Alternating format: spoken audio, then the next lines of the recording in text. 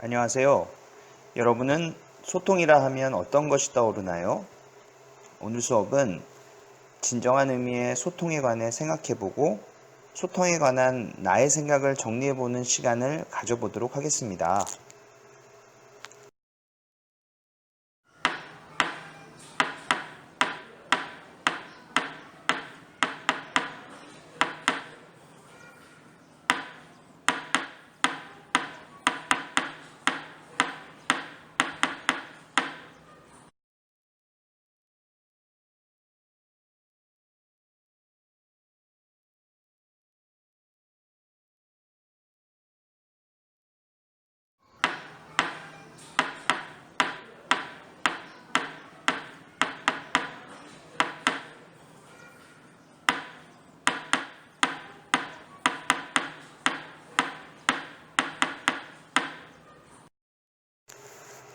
앞선 동기유발 활동은 어떠셨나요? 일상생활에서도 우리는 비슷한 경험을 하는 것 같습니다. 나는 상대방에게 어떤 메시지를 전했다고 생각했는데 상대방은 그 내용을 모르거나 다른 것을 생각하는 경우가 많이 발생하지요. 오늘은 여러 소통 사례를 통해 진정한 소통의 의미를 생각할 수 있다라는 학습 목표를 가지고 수업에 임하겠습니다. 자시 활동에서는 크게 세 가지 활동으로 진행이 됩니다. 첫 번째는 불통, 소통이 되지 않는 사례. 두 번째, 소통에서 중요하게 생각되는 요소에 관한 사례. 그리고 마지막으로 이야기로 알아보는 진정한 의미의 소통 사례에 대해서 공부해 보도록 하겠습니다.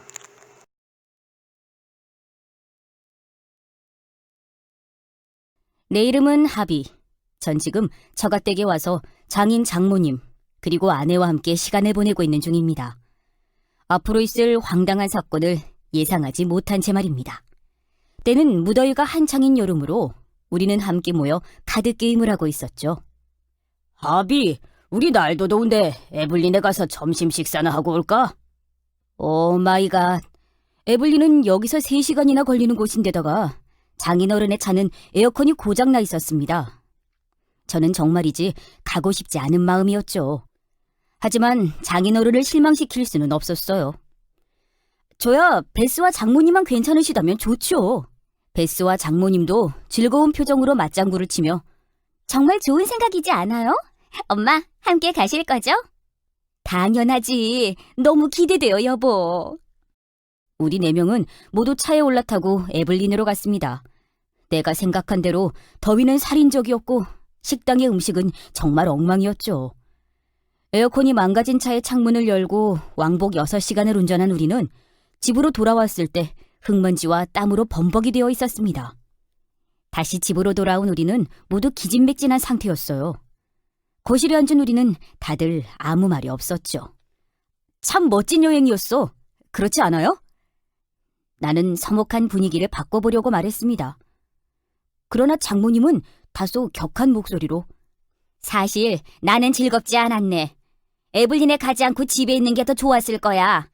너희 부부와 당신이 가자고 하지 않았으면 전 집에 있었을 거예요. 베스는 놀라서 충격을 받은 것 같았습니다. 무슨 소리예요? 전 아버지가 진심으로 원했기 때문에 함께 간 거라고요. 내가 미치지 않은 다음에야 그럼 무더위 에블린에 가겠다고 하겠어요? 안 그래요?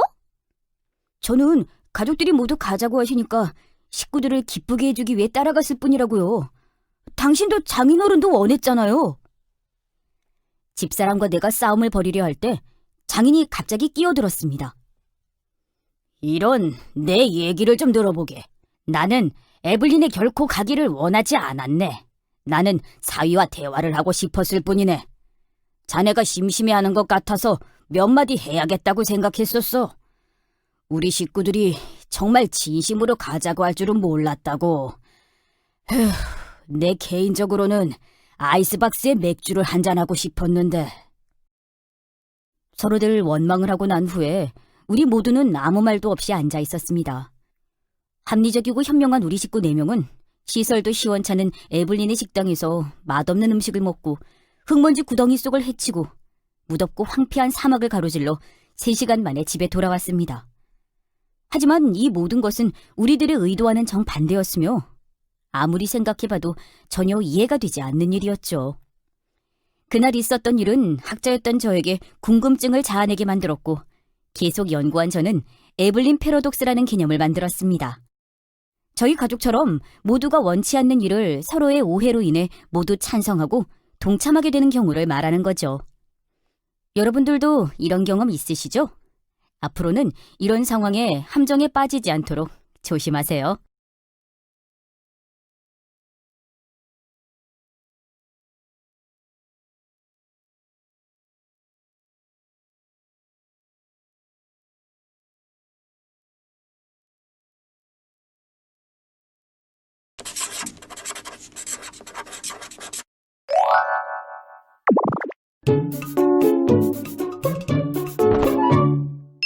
야, 뽕! 점심 먹자. 짬뽕 어때?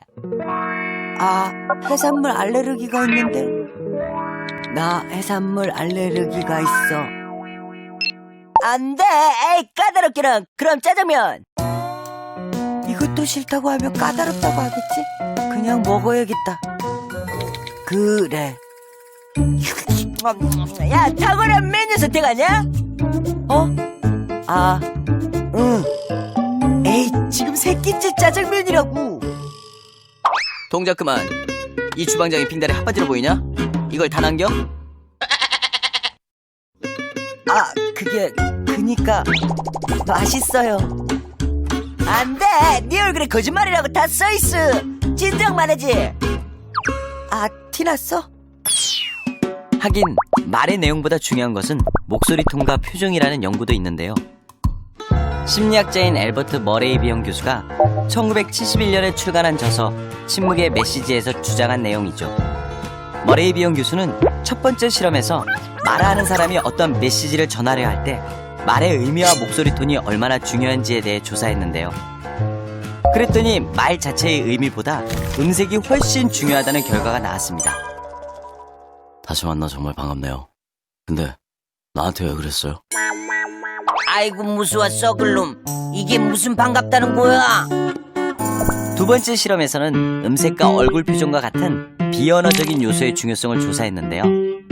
상대방과 자신 사이에 별다른 문제가 없다고 말하면서도 상대방의 눈을 피한다거나 얼굴에 언짢은 기색을 보인다면 말의 내용과는 달리 오히려 둘 사이에 문제가 있다는 것을 보여준다는 거죠. 그래서 이 실험들을 종합한 결과 머레이 비용 교수는 사람 간의 의사소통에서 언어적인 요소만큼이나 비언어적인 요소가 중요하다는 결론을 얻는데요. 그리고 언어적 요소와 비언어적 요소의 일치가 중요하다는 것을 강조하죠. 그래서 말입니다. 여기서의 핵심은 좋아하거나 혹은 싫어하는 것과 같은 정서적인 내용을 표현할 때 말투와 신체 언어가 어울리지 않으면 전하려는 바가 왜곡될 수 있다는 겁니다. 그렇죠. 말은 표정과 목소리 톤으로도 다양한 의미를 지니게 되죠. 그래서 문자로만 소통하다 보면 때때로 오해를 불러일으키기도 합니다. 최근에는 SNS의 발달로 직접 눈을 보고 말을 나누지 않다 보니 공감 능력 또한 점점 떨어진다고 하는데요. 2013년 노스캐롤라이나 주립대학 의대의 스티븐 포지스 교수는 얼굴을 맞대고 목소리를 주고받으며 공감 능력을 활용하지 않으면 관련 기능이 쇠퇴한다는 연구 결과를 발표했습니다. 그래, 요즘 애들 봐.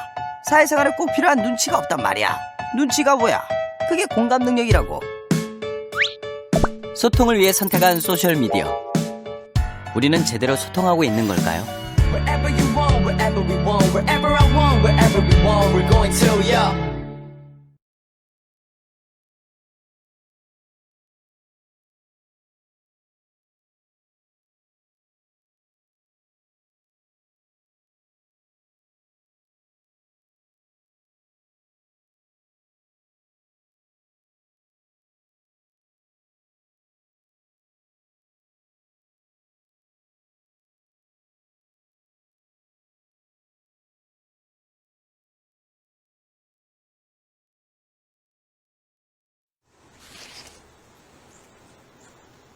Dạ chậm đây mà.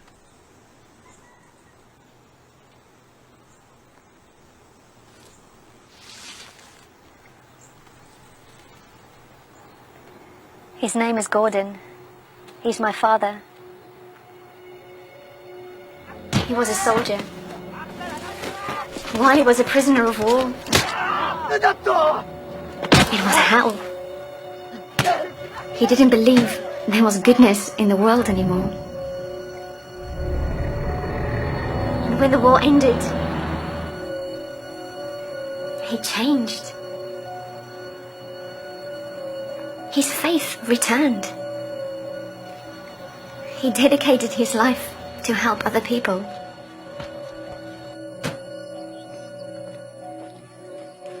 And on the day he died, he asked me to come and find the person who changed him. What did you say to him?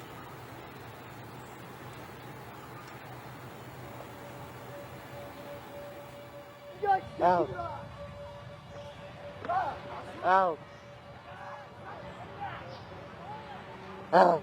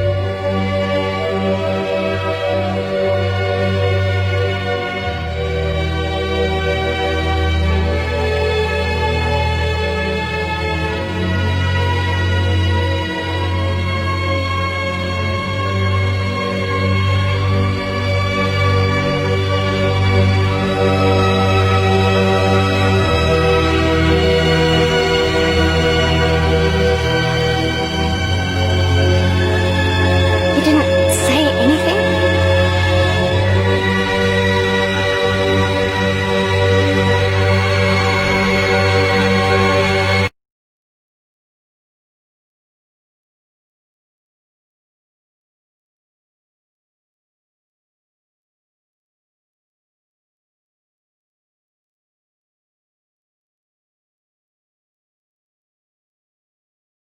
이제 정리 활동으로 내가 생각하는 진정한 의미의 소통에 관해 생각을 정리해 보겠습니다. 먼저 소통은 땡땡땡이다. 내가 생각하는 소통은 땡땡이다. 소통에서는 땡땡땡이 중요하다 등과 같이 소통의 의미에 대해 5가지를 적어 보겠습니다. 꼭 5가지가 아니어도 됩니다. 다음으로 덜 중요하다고 생각하는 요소를 하나씩 제거하거나 비슷한 내용이 있으면 내용을 합쳐보고 최종적으로 하나의 생각으로 정리해보는 활동을 해보겠습니다.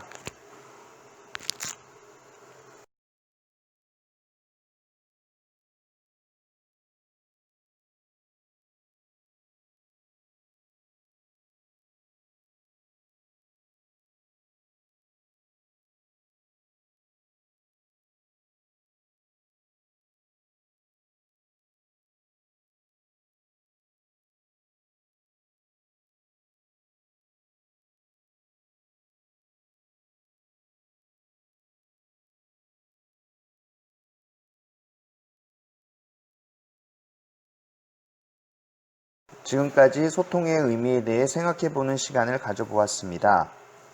인간에게 가장 중요한 능력은 자기 표현력이며 우리에게 2귀와 하나의 혀가 있는 것은 좀 더 많이 듣고 좀 더 적게 말하라는 뜻을 담고 있습니다.